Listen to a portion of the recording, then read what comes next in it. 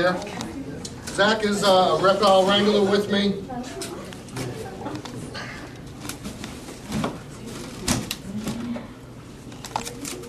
Oh my God. This here is a red-tailed boa constrictor, and her name is Rosie. And she comes from South America, and she's full-grown. She's about 8 feet long, and she weighs 60 pounds. We call her Rosie because of her rosy pink-colored belly, and she's actually a rescue animal from this park. Yeah, the game warden, he called us out and he said, "Hey, will you come remove the largest copperhead in the state?" But it turns out to be Rosie, and she's a red-tailed boa from the Amazon jungle in South America. So we think that somebody abandoned her because snakes like this, they are too hard to feed, they cost a lot of money to maintain them, and maybe some teenagers just let them go, thinking that she'll have a great life in the woods and eat squirrels. But since she's captive, she doesn't know how to hunt. She used to food coming to her instead of her hunting. And you see that she's flicking her tongue, and she's smelling, and she's trying to see if there's food in here, or maybe danger. And she has 200 rib bones, and she can squeeze with 2,000 pounds of pressure, which is like having a truck park on your chest. So she could break my bones and make my heart blow up. Yeah. But Rosie is one of the friendliest snakes that we've ever had. Now, she likes to eat squirrels and rats and parrots and monkeys and anything that she can grab. And what she'll do is she'll bite onto it with her mouth and anchor her head on there and throw her loops around it and squeeze it until it stops moving. And then she'll swallow it.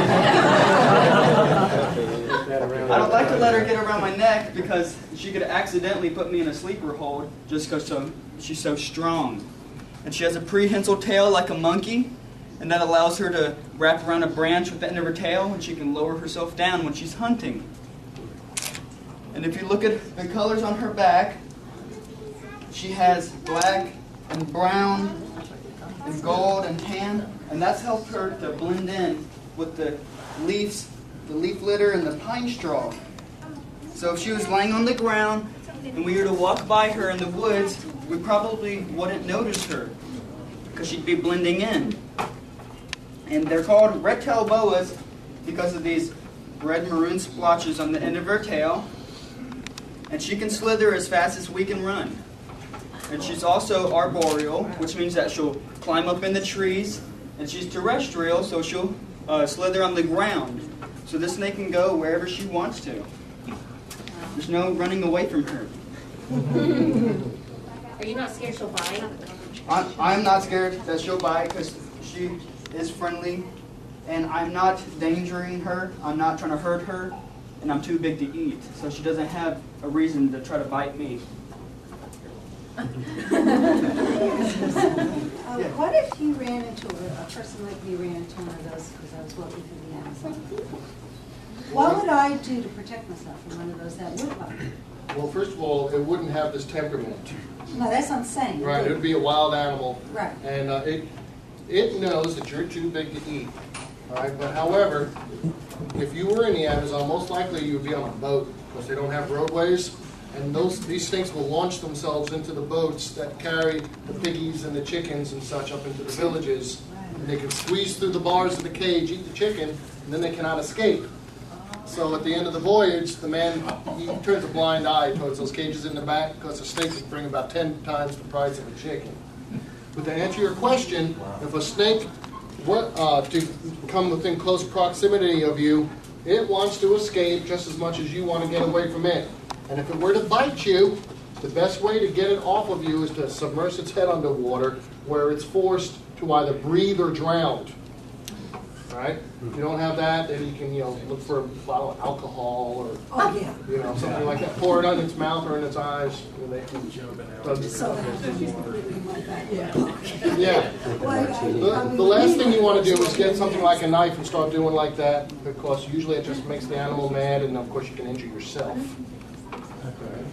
She has 60 razor-sharp teeth in her mouth, and they're shaped like pins and needles, and they're recurved to her throat.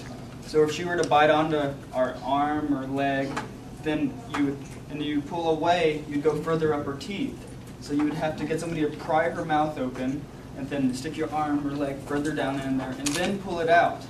So if you get bit by one of them, well, be careful how you get out. And you can see her belly, she has rectangle scales. They're pink, and she can walk on her belly even though she doesn't have legs or feet. What she'll do is she'll pick up her belly scale, move it forward, set it down, and push. Pick it up, move it forward, set it down, and push. And that's the same motion of walking. So scientifically, snakes can walk on their bellies.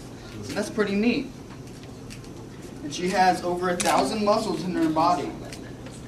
I'd like to thank you for taking your time, coming out to the festival. We've enjoyed performing for you. And we're going to stand over here with the snake, and then you can touch the big snake as you leave. And we'll be standing nearby to answer any of your questions about these other animals. So thank you for coming out to see the reptile race.